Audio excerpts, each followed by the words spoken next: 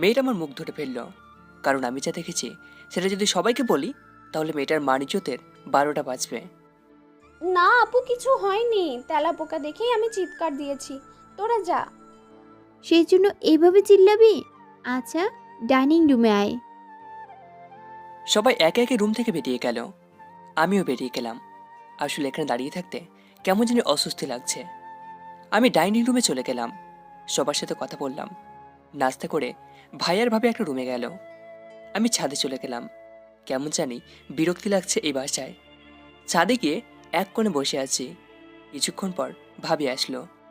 কি ব্যাপার ছোট মিয়া, মন খারাপ নাকি?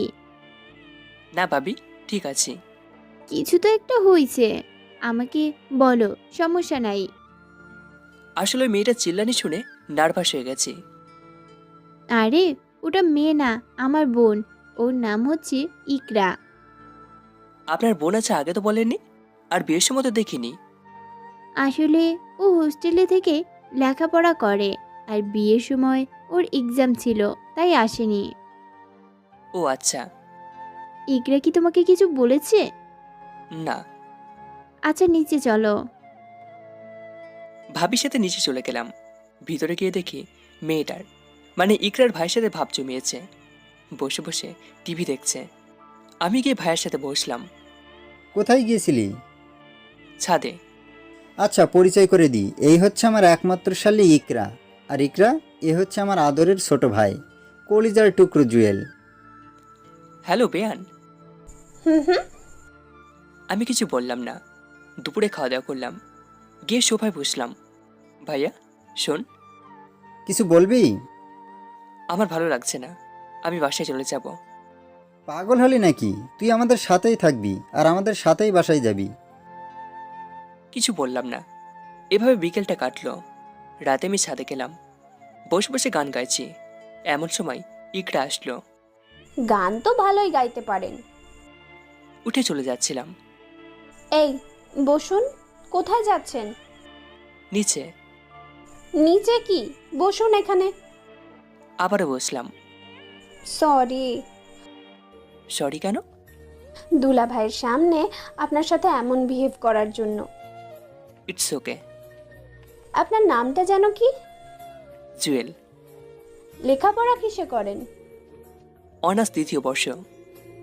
গুড। আপনি বোকা নাকি? হঠাৎ এই প্রশ্ন? আমি সব কিছু বলছি, আপনি তো কিছুই বলছেন না। না, এমনি। আচ্ছা, আপনার সম্পর্কে বলেন। আপুর থেকে জেনে নিয়েন। এভাবে আরও কিছুক্ষণ কথাবার্তা বললাম। মোটামুটি ভালোই লাগলো। পরের দিন ইকরার আমি ঘুরতে বেরোলাম। একটা রিক্সা নিয়ে ঘুরছি। আস্তে আস্তে আমি মেয়েটার প্রতি দুর্বল হয়ে গেছি। এভাবে মজা মস্তিতে 5 দিন গেল। আসার সময় ইকরার জন্য খুব খারাপ লাগলো। অনেকবার বললাম আমাদের বাসায় আসার জন্য। বিদায় নিয়ে চলে আসলাম। ছোট মিয়া, কি অবস্থা? অবস্থা তো ভালোই। সেটা তো দেখছি, ভিতরে ভিতরে লাড্ডু ফুটতেছে, ঘটনা কি? কিছু না। আমাকে বলা যায় না? হুম, ঘটনা হচ্ছে আপনার বোন আমার মনটাকে রেখে দিয়েছে। হঠাৎ করে ভাবির মুখটা কালো হয়ে গেল। মাইন্ড করলো কিনা কে জানে, মুখে হাসি রেখে বলল, এত সহজে ইকরা প্রেমে পড়বে না। চেষ্টা করতে তো বাধা নেই। তুমি জীবনেও পারবে না, ওরে পটানো এত সহজ না। আচ্ছা, সময় হলে দেখা যাবে। এভাবে দিন যেতে লাগলো। আমি বারবার ইকরাকে স্মরণ করতে লাগলাম। আসার সময় ওর মোবাইল নাম্বারটা আনতে ভুলে গেছি। ভাবির কাছে লজ্জায় চাইতেও পারছি না। কিছুদিন পর ভাবির আব্বু আম্মু আর ইকরা আমাদের বাসায় আসে। আমি তো মহা খুশি। আঙ্কেল আন্টি চলে যায়, ইকরা বাসায় থেকে যায়। ইকরাকে দেখলে আমি স্পিকারে রোমান্টিক সব গান ছেড়ে দিতাম। ভাবি একবার বলেছিল নীল শার্টে নাকি আমাকে অনেক সুন্দর দেখায়। সেই থেকে নীল শার্টটা পরে ইকরার সামনে ঘোরাফেরা করতাম। কিন্তু ইকরার মাঝে একটা পরিবর্তন খেয়াল করলাম।